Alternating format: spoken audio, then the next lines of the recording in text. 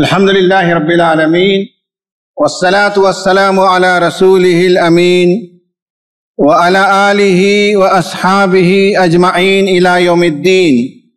قال الله تعالى في القرآن المجيد: فأعوذ بالله من الشيطان الرجيم ومنكم من يرد إلى أرذل العمر. صدق اللہ العظیم. سامعین خطبہ جمعہ، حاضرین اور ناظرین،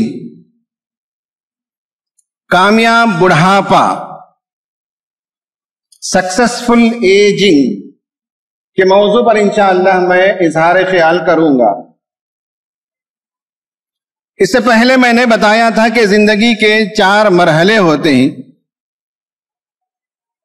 بچپن، شباب، جوانی اور بڑھاپا. اور میں نے ریزیلینس کے موضوع پر گفتگو کی تھی.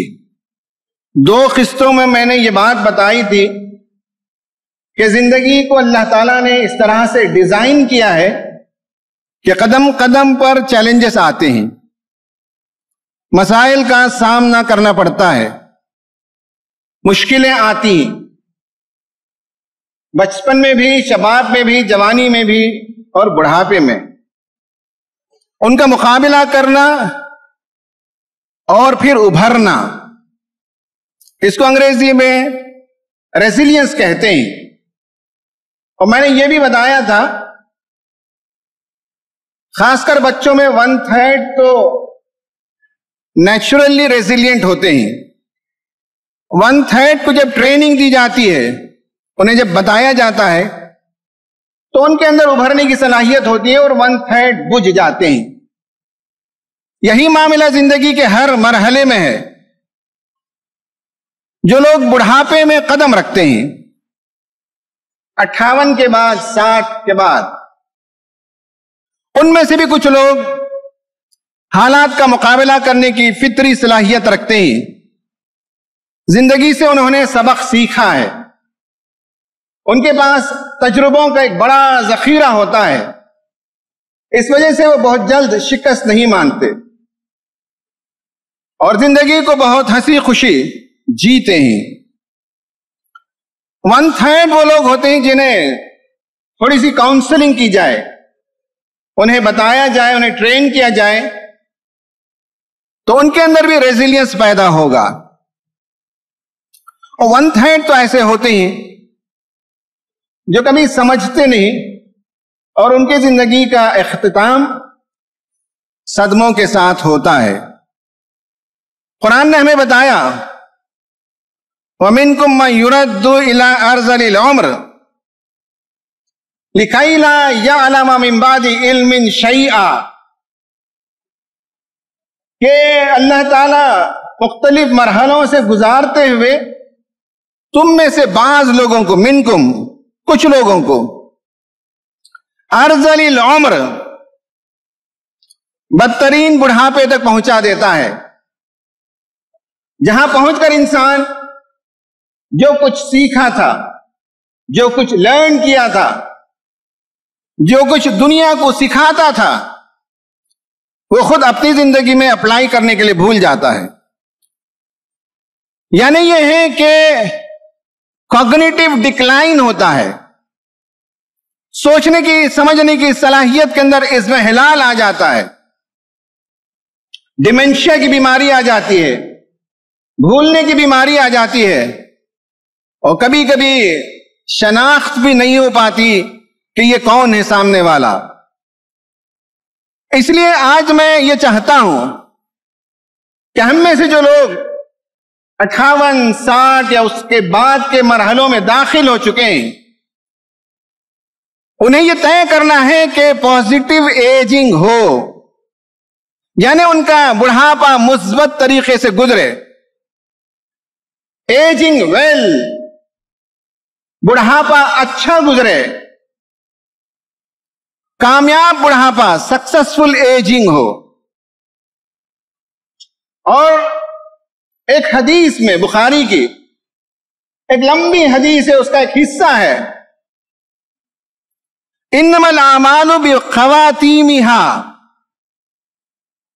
all is well which ends well।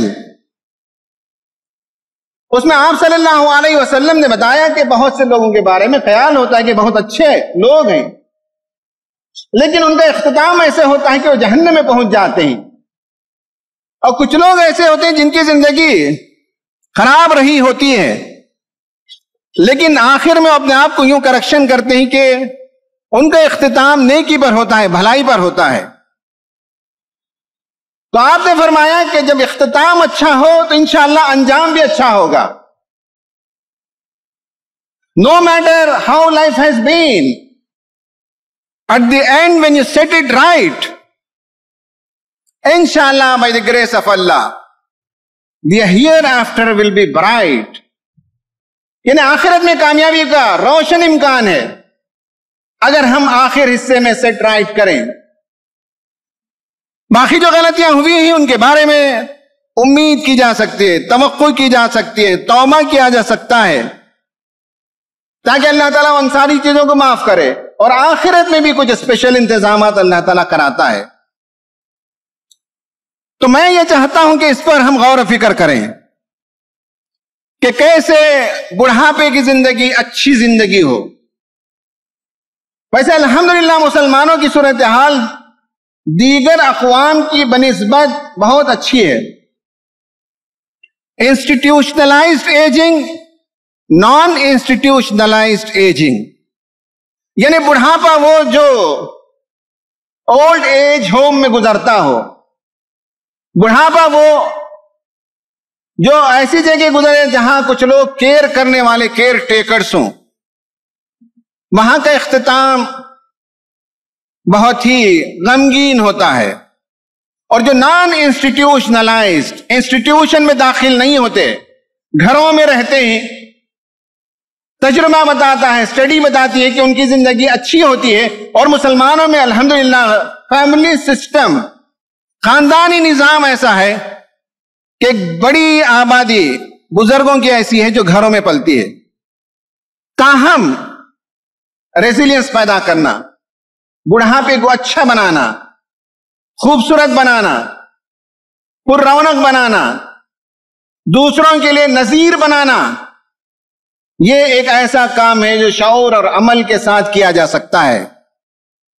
3 बातों का एहतिमाम रखने के सिलसिले में साइकोलॉजिस्ट बताते हैं, जिसके नतीजे में आदमी के अंदर रेजिलियंस पैदा होता है, वेल एजिंग होती है। वो 3 चीजों में से पहली चीज अवॉइडिंग डिसीजेस, बीमारियों को रोकना, बीमारियों के सिलसिले में चौकन्ना रहना और मुतनब्बे रहना, और जिन वजूहात से बीमारियां आती हैं उन पर कंट्रोल करना। उमूमन इस तरफ तवज्जो नहीं होती है। अगर इन सब चीजों का एहतिमाम किया जाए, पहले से तसव्वुर रहे कि बुढ़ापे में क्या क्या मसाइल आ सकते हैं, क्या क्या प्रॉब्लम्स आ सकती हैं, आदमी उसे नोट करे तो उनका तदारुक कर सकता है। यह पहली चीज है। और डिसीजेस आने में खाने पीने की बद एहतियाती भी एक असल वजह है। बाहर निकलकर सरगर्मी अंजाम न देना यह भी एक वजह होती है। और बाज दफे नफ्सियाती तौर पर जो दबाव होता है, जो स्ट्रेस होता है, जो डिप्रेशन होता है, या जो एहसास जुर्म होता है, ये जो गिल्ट की कैफियत, एहसास जुर्म, ये भी इंसान को बीमार करते हैं। इन कैफियतों से भी बाहर निकलना पड़ेगा। तो डिसीजेस से अगर बचना है, बीमारियों से बचना है, तो उसके सिलसिले में भी तवज्जो देने की जरूरत होगी। नंबर दूसरी चीज यानी यह है कि अगर एजिंग को अवॉइड करना है या वेल एजिंग करनी है, तो एंगेजमेंट विद लाइफ, जिंदगी के मामूलात को बाकी रखना चाहिए। जिंदगी से रिटायर नहीं होना चाहिए। ऑफिस से रिटायर हो गए, काम से रिटायर नहीं हुए। सुबह की जो मामूलात हैं उन मामूलात को बाकी रखना चाहिए। नमाजों का एहतिमाम हो, कुरान की तिलावत हो, एक्सरसाइजेस हो, خاندانوں میں جائیں، ملاقاتیں کریں، ریلیشن شپ بلڈ کریں. اللہ کے رسول صلی اللہ علیہ وسلم کو جو تلقین کی گئی، وَاعْبُدْ رَبَّكَ حَتَّى يَأْتِيَكَ الْيَقِينُ، کب تک عبادت کریں؟ موت تک عبادت کریں.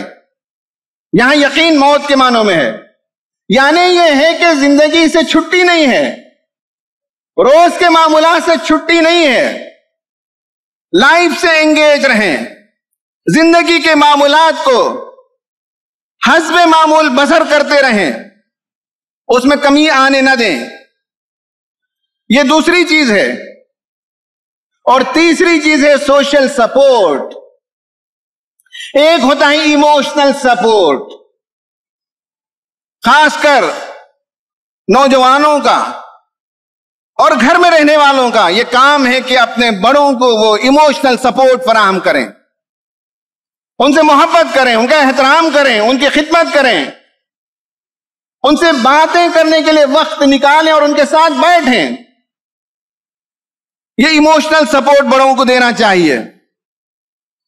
اور انسٹرومنٹل سپورٹ کا مطلب ہے کہ جب بڑے بیمار ہو جائیں تو تیمارداری کی جائے، دوا کا انتظام کیا جائے، علاج کیا جائے، ان کی ضروریات کی تکمیل کا خیال رکھا جائے. یہ وہ تین چیزیں ہیں جو ماہرین نفسیات بتاتے ہیں کہ بڑھاپے میں ایک اچھی زندگی بسر کرنے کے لیے لوازمات ہیں. قرآن میں بڑھاپے کے موضوع پر میں نے جب آیتوں کو تلاش کیا تو 16 آیتیں تو مجھے ایسی ملی جن میں راست بڑھاپے کا ذکر ہے، اور بڑھاپے کے ذکر کے بغیر بھی 10-15 مقامات پر بڑھاپے کا تذکرہ آیا ہے. ان میں سے پہلی جگہ وہ ہے جو آیت میں نے ابھی تلاوت کی. 16 کا تذکرہ تو نہیں کروں گا، لیکن کم از کم 2-3 پوائنٹس آپ کے سامنے رکھنا ضروری سمجھتا ہوں. ان میں سے ایک بات اللہ تعالیٰ نے یہ فرمائی کہ بڑھاپے کا مزاج یہ ہے کہ وَمِنْكُمْ مَنْ يُرَدُّ إِلَىٰ أَرْذَلِ الْعُمْرِ، کہ اللہ تعالیٰ بعضوں کو بڑھاپے کے اس مرحلے میں پہنچا دیتا ہے لِكَيْ لَا يَعْلَمَ مِنْ بَعْدِ عِلْمٍ شَيْئًا، کہ جاننے کے بعد انسان بھولنے لگتا ہے. یہ بڑھاپے کی نفسیات ہے. لیکن یہ سب کے ساتھ نہیں ہے. جو لوگ مینٹلی ایکٹیو ہوتے ہیں وہ مینٹلی ریٹائر نہیں ہوتے، ان کا کوگنیٹو ڈکلائن نہیں ہوتا، وہ ذہنی طور پر کمزور نہیں ہوتے.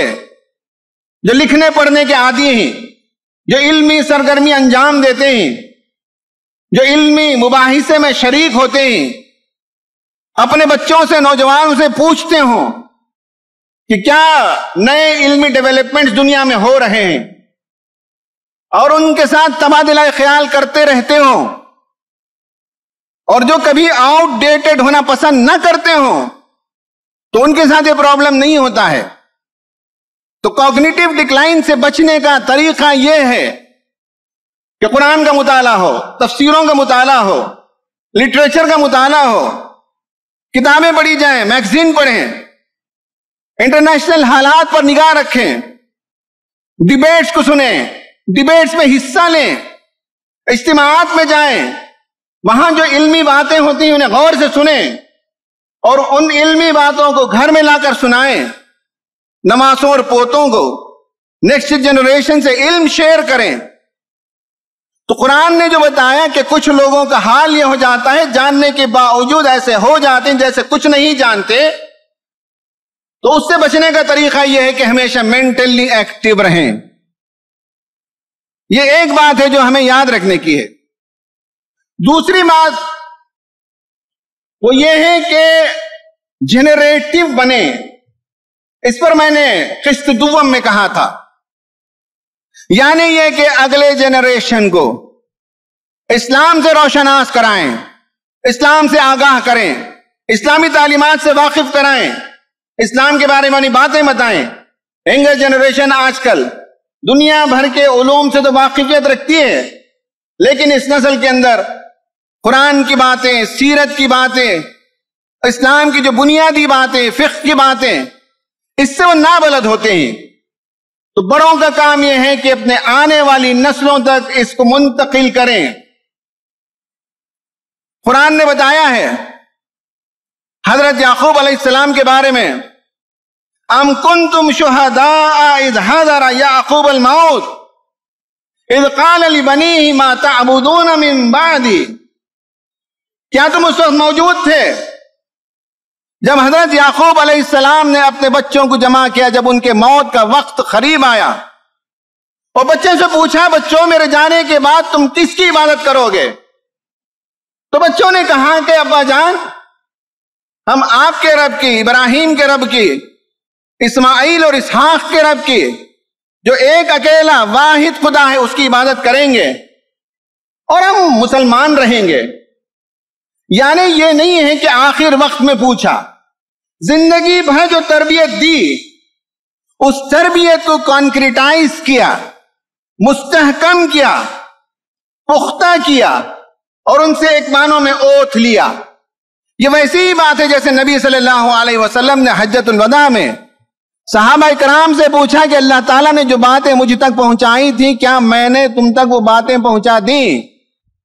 تو لوگوں نے کہا یا رسول اللہ آپ نے پہنچا دیا. تو آپ نے فرمایا اللہ تعالیٰ تو گواہ رہنا میں نے یہ کام انجام دے دیا. یہ جو نبی صلی اللہ علیہ وسلم نے 1,40,000 صحابہ کرام کے روبرو کیا، ہم میں سے ہر فرد بڑھاپے میں پہنچے تو اس کے گھر میں 1,40,000 نہیں، 14 لوگ ہوں، 10 لوگ ہوں، ان تک ہم یہ بات یقین کے ساتھ پہنچائیں اور ان کی کنفرمیٹی لیں کہ کیا میں نے تمہیں دین کا راستہ دکھا دیا؟ کیا میں نے تمہیں اسلام سکھایا نہیں ہے؟ اور میرے جانے کے بعد ان باتوں کا اہتمام رکھنا اور اس نقش قدم پر چلنا، یہ ان سے ایک عہد لینا چاہیے. یہ عہد فارمل معنوں میں نہیں ہے، انفارمل معنوں میں بڑوں کا کام ہے کہ چھوٹے بچوں کو اسلام سے واقف کرائیں. تیسری بات یہ ہے، قرآن یہ بتاتا ہے کہ جب بڑی عمر میں پہنچ جاتے ہیں تو کبھی کبھی معاشی مسائل کھڑے ہو جاتے ہیں اور اکنامکلی ایکٹیو نہیں ہوتے، پروڈکٹیو نہیں ہوتے. اور دیگر سوسائٹیز میں ہم دیکھتے ہیں کہ جب ماں باپ اکنامکلی نان پروڈکٹیو ہو جاتے ہیں تو انہیں گھر سے باہر کر دیا جاتا ہے، انہیں فٹ پاتھ کے حوالے کر دیا جاتا ہے. شہروں میں سگنلز میں آپ بزرگوں کو دیکھتے ہیں اور لوگوں کے سامنے بھیک مانگتے ہوئے ہاتھ پھیلاتے ہیں. قرآن ہمیں بتاتا ہے نہیں، وَأَبُونَا شَيْخٌ کبیر. جب ایک باپ بوڑھا ہو گیا تو اس کی 2 بیٹیاں اس کی بکریوں کو، اس کے ریوڑ کو باہر لا کر چراتی ہیں اور فائنانشلی سپورٹ کرتی ہیں گھر کو. حضرت یوسف علیہ السلام کے پاس برادران یوسف راشن لینے کے لیے آئے تو وہاں بھی یہی کہا کہ ان کے ابا بزرگ ہیں، بوڑھے ہیں، بنیامین کو پکڑو نہیں، بنیامین کو رہا کر دو ورنہ ان کے والد پریشان ہو جائیں گے.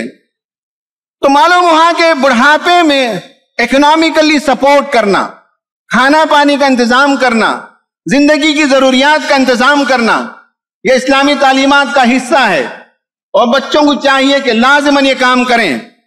اور ایک بات یاد رکھیں، اللہ کے رسول صلی اللہ علیہ وسلم نے فرمایا کہ اگر ماں باپ تمہارے دنیا سے رخصت ہو گئے ہوں تو ان کے جو قریب ترین رشتہ دار ہیں ان کی خدمت کرو تو والدین کی خدمت کرنے کے برابر ہے. آج جو نفسا نفسی کا عالم ہے، آج جو انسان سیلفش ہوتا چلا جا رہا ہے، اس کے نتیجے میں دوسروں کو دینا تو دور کی بات، اپنے والدین تک کو لوگ ماہانہ خرچ نہیں دیتے. میرے پاس ایک کلائنٹ آئی، ہائیلی کوالیفائڈ تھی، پوسٹ گریجویٹ ڈاکٹر ہے اور خود اس نے بتایا کہ 2-2.5 لاکھ روپے اس کی تنخواہ ہے اور اس کا شوہر بھی پوسٹ گریجویٹ ڈاکٹر ہے، اس کی تنخواہ بھی 2-2.5 لاکھ روپے ہے. جو شوہر ہے اس کے والد نے کہا کہ ماہانہ تم مجھے 25,000 روپے دو گے. تو اس موضوع کو لے کر اتنی ناراض ہوئی کہ دماغی توازن ختم ہو رہا ہے. ڈپریشن کا شکار ہو گئی کہ ان کے والد کیوں مانگتے ہیں ہمارے پیسے. حالانکہ لڑکی کا پیسہ نہیں پوچھا گیا, بیٹے سے پیسے انہوں نے پوچھا. یہ کوئی تعویل کرنے کی ضرورت نہیں کہ آپ کو تو اتنی آمد نہیں آتی ہے, آپ کو تو پینشن آتا ہے. بچوں کا یہ کام نہیں ہے, بچوں کی تو یہ ذمہ داری ہے کہ والدین مطالبہ کریں تو دیں. اب اس کے نتیجے میں ہم دیکھتے ہیں کہ انسان پیسوں کے معاملے میں تنگ دل اور شح نفس کا شکار ہوتا ہے, تو اس کے نتیجے میں ذہنی بیماری خریدتا ہے. اور پیسے اگر والدین پر خرچ کرتا ہے تو ان کی دعائیں ملتی ہیں, زندگی میں خیر و برکت آتی ہے. یہ ہمیں اس کا احساس نہیں ہوتا ہے. غیر محسوس طریقے سے بڑوں کی دعائیں ملتی ہیں. بعض حدیث میں تو یہ کہا گیا کہ اللہ تعالیٰ تمہیں بعض مرتبے تمہارے بزرگوں کی خدمت کی وجہ سے تمہارے رزق میں خیر و برکت دیتا ہے. قرآنی تعلیمات کا مطالعہ کرتے ہیں تو کئی باتوں میں سے 3 باتوں کو میں نے آپ کے سامنے پیش کیا. ایک یہ ہے کہ مینٹلی ایکٹیو رہیں, کبھی ریٹائر نہ ہو مینٹلی, اس کا اہتمام ہمیں کرنا چاہیے. دوسری بات میں نے یہ بتائی کہ نیکسٹ جنریشن تک, اگلی نسل تک, نیکسٹ جنریشن کو اسلام کی تعلیمات سے روشناس کرائیں, اور معاشی طور پر مضبوط رہیں. اور خدا نخواستہ اگر معاشی کمزوری آ جاتی ہے تو بچوں یا قریبی رشتہ داروں کی ذمہ داری بنتی ہے کہ یہ کام کریں. پروڈکٹیو ہونے کے سلسلے میں, ریزیلینٹ ہونے کے سلسلے میں, بڑی عمر میں ریٹائر نہ ہو مینٹلی اور فزیکلی, اعلیٰ ترین مثال نبی کریم صلی اللہ علیہ وسلم کی ہے. انگریزی تاریخ کے مطابق 61 سال اور عربی تاریخ کے مطابق 63 سال کی زندگی آپ صلی اللہ علیہ وسلم کو ملی, اور آخر کے 5 سال موسٹ پروڈکٹیو رہے. اسی زمانے میں حدیبیہ کا پیکٹ ہوا, اسی زمانے میں خیبر کو فتح کیا گیا, جنگ حنین بھی اسی زمانے میں, طائف کو کیپچر کیا گیا اسی زمانے میں, بغیر لڑائی کے مکہ فتح کیا گیا, اور حجۃ الوداع میں 1,40,000 صحابہ کرام کے سامنے آپ نے گفتگو کی. آپ دیکھ سکتے ہیں کہ نبی کریم صلی اللہ علیہ وسلم کے گراف پیک پر ہی گیا, کبھی پیک سے جا کر واپس ڈاؤن نہیں ہوا. یہ جو پاسٹ دا پیک کہتے ہیں, ایک آدمی کے پیک کا زمانہ ہوتا ہے, اس کے بعد کرو ڈاؤن ہوتا ہے, تو پاسٹ دا پیک زندگی گزار رہا یہ کہا جاتا ہے.